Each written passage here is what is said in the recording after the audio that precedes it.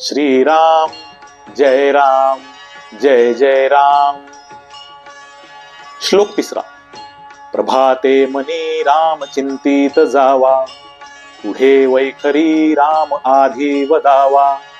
सदाचार हा थोर सांडून येतो, जगी तोचितो मानवी धन्य होतो। अर्थात प्रत्येकाने पहाटे उठल्यानंतर प्रभू श्रीरामांचे स्मरण करावे, त्यानंतर प्रभू श्रीरामांचे नाम उच्चारावे आणि त्यांना नमस्कार करावा।